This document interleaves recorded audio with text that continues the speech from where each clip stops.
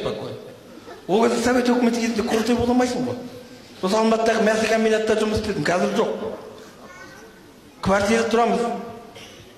Мәсі комбинаттан жұмыстан қайтқаннан есікте контрольге көрсетпей, екі қолтығыңа екі кусок ет, екі жеңіңе екі кусок ет, шықырыңа сосиска байлап, ақырын шығып кетесің.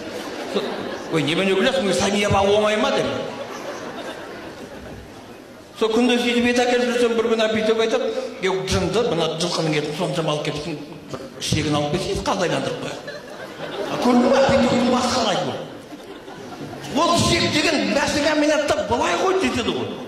Бірақ онда көрсетпей алып кету керек. Бір күн жұмыстан кейін ана ішектер жатқан цехқа ұрланып кірдім да.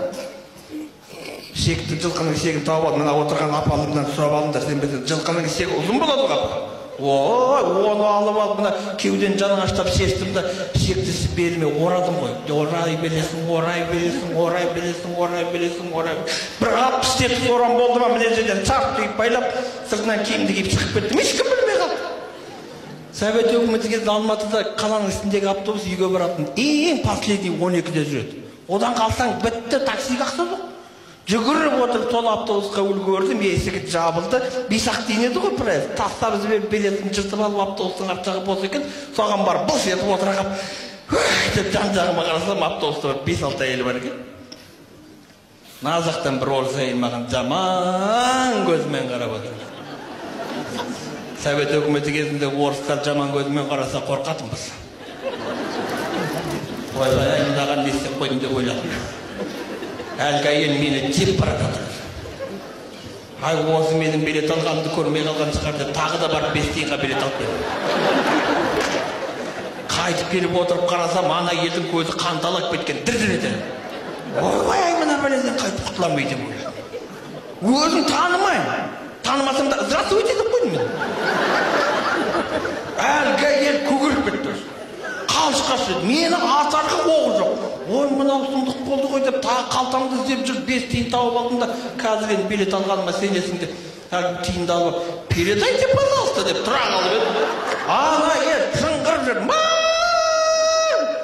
Ол айғайлап еді, автобустағы 5-6 әйел маған жалт қарады да, олар дайбыз. Ал басты алды. Ол кезде орысша жақ түсінбеймін, не айтып жатқанын білмеймін. Мені жерден алып, жерден салды.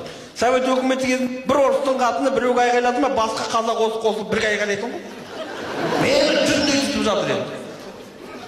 Жігіттер, шынан деп, ішкем жоқ, сап соң. Екіншісі менен шығып келатырмын ғой, мен жұмыстан келатырмын ғой, сап соң. Не істеп қойғанын білмеймін. Аналар айғайлайды, қорқыштың қойғам, сөйтсем ана сектің ұсы шығып қапты ғой мына жақтан.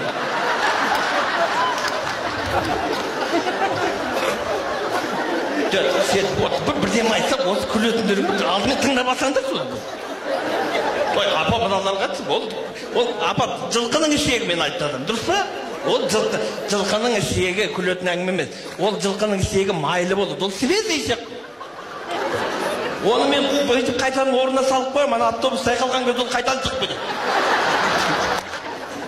Ол шықса ана елді қайтадан бас ете қалады. Оны қайтадан салып қоясың, автобус қозғалғанда қып-қызыл болып қайта шығады ол. Ана елдердің айтпағаны жоқ. Мені жерден алып жерге салып жатыр. Енді еркек деген намыс бар ғой. Біреудің әйелін айғайлатып қарап отырасың ба? Жыным ұстап кетті. Мәсі комбинатта істегеннен кейін қалтаңда постоянно пысақ жүреді ғой. Пысақты алдым да ішектің ұшын кесіп, терінде лақтырдым.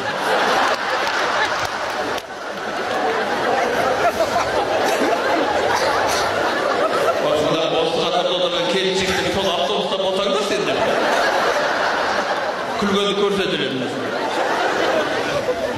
Ана автобустағы 5-6 әйел талып қалды.